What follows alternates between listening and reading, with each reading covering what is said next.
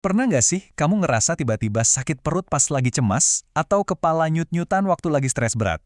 Nah, itu bukan kebetulan sama sekali. Hari ini kita bakal kupas tuntas salah satu hubungan paling kuat di dalam diri kita. Ikatan yang nggak bisa dipisahin antara pikiran dan tubuh. Kelihatannya pertanyaan simpel ya, tapi jawabannya wah dalam banget.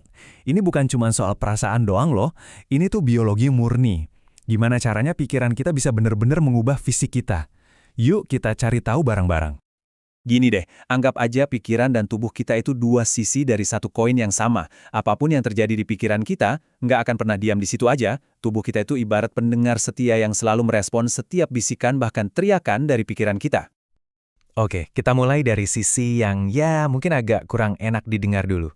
Gimana sih sebenarnya pergulatan mental kita bisa muncul jadi rasa sakit atau bahkan penyakit fisik?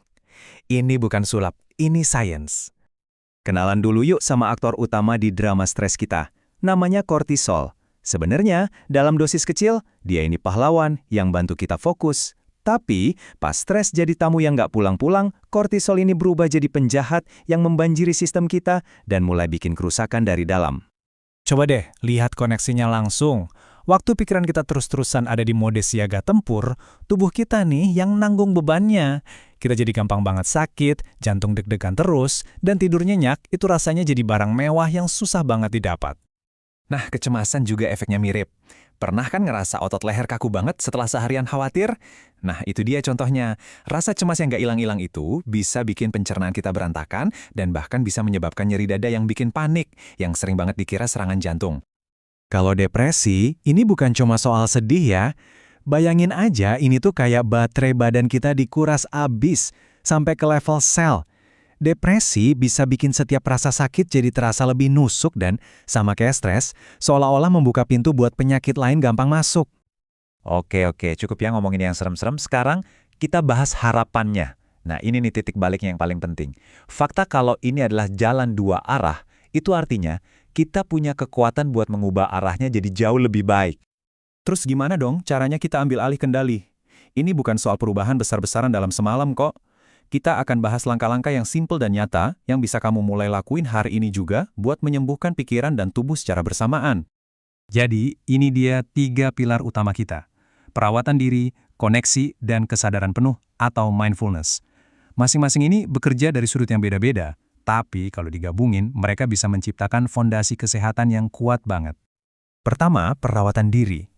Dan ini bukan berarti harus liburan mahal ya. Cukup gerakin aja badanmu dengan cara yang kamu suka. Cuma 30 menit jalan kaki sehari itu udah bisa melepaskan endorfin, hormon bahagia, sekaligus nurunin kortisol, dan nyehatin jantung. Sesimpel itu. Lanjut, koneksi. Kita ini kan makhluk sosial. Dukungan dari orang lain itu bukan sekedar bonus, tapi kebutuhan biologis. Ngobrol sama teman, atau bahkan cuma ngelus-ngelus hewan peliharaan, itu udah terbukti secara ilmiah bisa menurunkan tingkat peradangan dalam tubuh. Keren banget kan? Dan pilar ketiga, mindfulness. Anggap aja ini tombol reset buat sistem stres kita. Dengan sengaja fokus ke napas, tarik nafas dalam-dalam, hembuskan pelan-pelan, kita itu lagi ngirim sinyal aman ke otak, yang kemudian akan nyuruh tubuh buat berhenti produksi kortisol yang berlebihan. Dan tahu nggak butuh waktu berapa lama buat latihan? Cuma 5 menit. Ya 5 menit sehari buat melatih ulang respons stres tubuh dan menumbuhkan ketenangan. Ini bisa jadi investasi 5 menit terbaik yang pernah kamu lakuin buat kesehatanmu secara keseluruhan. Oke, jadi mari kita rangkum semuanya. Ini bukan cuma teori yang menarik ya, ini adalah panggilan buat kamu. Kamu punya kekuatan yang lebih besar atas kesehatanmu daripada yang mungkin kamu sadari selama ini. Coba deh ingat ini baik-baik. Setiap kali kamu berinvestasi buat kesehatan mentalmu, entah itu dengan istirahat, ngobrol sama seseorang, atau meditasi, kamu itu juga lagi berinvestasi buat kesehatan fisik jangka panjangmu. Ini adalah salah satu strategi pencegahan penyakit paling ampuh yang ada. Dan ini penting banget buat diingat. Mengambil langkah-langkah ini bukan tanda kelemahan sama sekali. Mau itu mencoba meditasi 5 menit atau mencari bantuan profesional, itu semua adalah tindakan kekuatan dan kesadaran diri yang luar biasa. Jadi, sebagai penutup, saya mau ninggalin satu pertanyaan buat kamu. Bukan buat besok atau minggu depan, tapi buat hari ini juga. Apa satu langkah kecil, bisa jadi telepon teman, jalan kaki sebentar, atau sekedar ambil 3 tarikan napas dalam, yang bisa kamu lakuin sekarang juga untuk menghargai koneksi pikiran tubuhmu. Pilihannya ada di tanganmu. Jaga diri baik-baik ya.